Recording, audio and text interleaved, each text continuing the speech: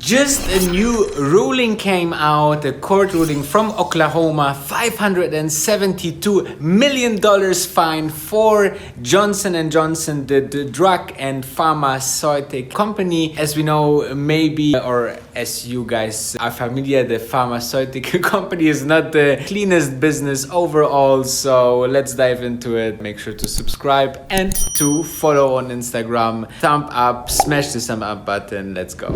I think that the Fiesta Bowl jersey is my favorite one. Gail Box holds up her son Austin's football jersey, the one he wore in his last game as a University of Oklahoma linebacker. The last time she saw her son alive was the day he graduated, 5 days before he died. Austin was living a nightmare, the nightmare of prescription drug abuse, prescription opioids to be exact.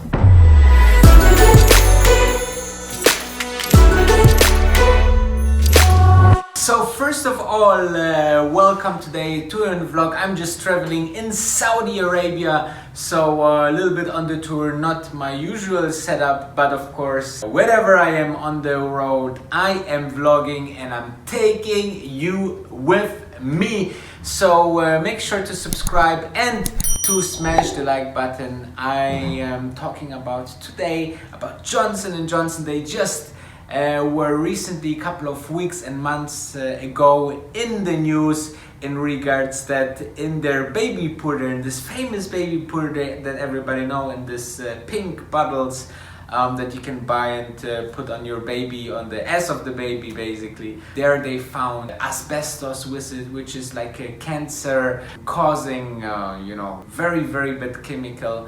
And this, of course, with the opium, it's nothing new. It's something that they struggle since the 19. It's actually a painkiller that they're selling and that is making people addictive, and people take too much, people dying of overdose, and so on and so forth. So it's not the best image that Johnson & Johnson is carrying out there, but let's dive into the court case and what happened, what is the ruling, and what follows now. Okay, so actually the state of Oklahoma just decided that they will fine Johnson & Johnson for $572 million US. While this sounds like a lot of money and a lot of cash, it's on the lower side what actually the state wanted to get from Johnson & Johnson. So actually the state said we want to have compensation for all the death cases from this product that they market, that they didn't communicate the rights, the risks appropriately, and we want to have this, accumulated over the years, which Johnson & Johnson obviously, denied, and had a couple of, diagnoses and reports from doctors and so on. So there was a longer fight between state and Johnson & Johnson.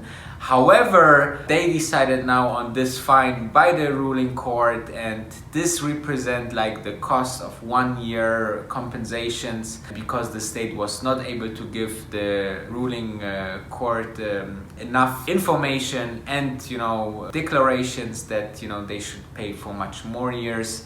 That's why it's on the lower end. What the state wanted to have until $5 billion from Johnson & Johnson as a compensation. And though it's on the lower end, Johnson & Johnson fight against this and will apply for another hearing.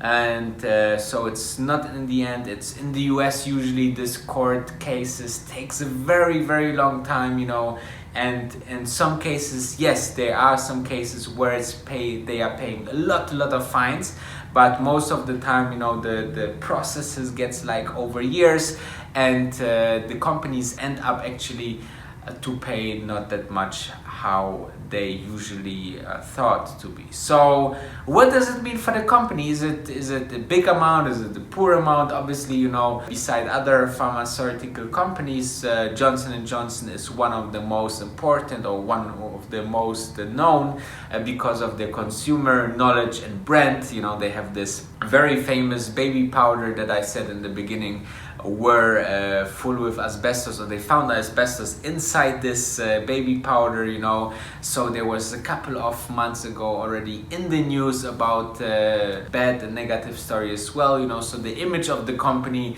I think this is the much bigger hit than the $572 million for them, because, you know, when we dive into now in the next and final the discussion about if it's a big of a punch of money and a big case for Johnson & Johnson, or it's just, you know, petty cash, we will know in the next category. But make sure to subscribe and also to thumb up this video. Smash that like button if you like more of these videos and analysis. And now we dive into the Johnson & Johnson stock.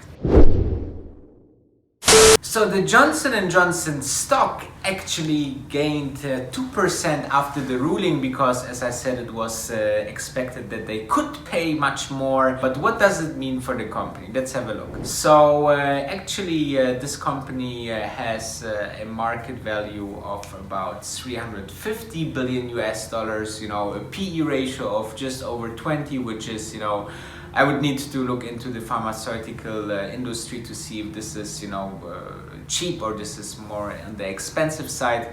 But we can also see that during the whole year or year to date, they almost gained nothing from the stock. And if you're looking into the last 5 years, you know, you can see that they made around 25% gain in the stock, which is not that much. They have also a dividend yield of 2.92%, so almost 3% there. Overall, it's a stock for sure for the long term and long-term vision. If you want to have something in the pharmaceutical business, you know, giving you dividends over the years but not growing that much. It's definitely not the growth stock. It's more like a dividend and value stock. Maybe it's already overvalued a bit, or on the overvalued area already. However, you know, this company makes 80 billion US dollars, so a 572 million case punishment for the company is not that much. So, you know, that's why actually the stock went up, because, you know, it's nothing for such a big company, and they also want to appeal for the ruling, so they maybe end up paying a part only of that or something else. So you can see, you know, for Johnson & Johnson and for the stockholders, this is not a big deal. I believe it is a big deal, and we have seen in the past that there is so much happening in the federal space of the drug administration, you know, many scandals over the years. Especially in the US, they try to, which I think it's in basics a very good idea, to try to put as fast as possible the medication on the market. But on the other side, you know, sometimes it's flaw combined with flaw and risk.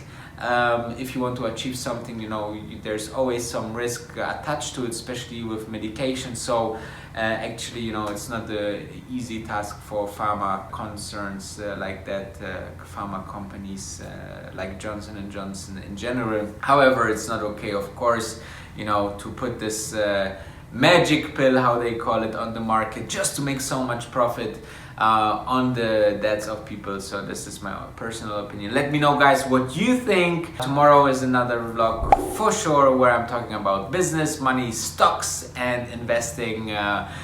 Make sure to stay tuned. Thank you for watching, and have a great day, and make sure to subscribe. Thank you very much. Peace.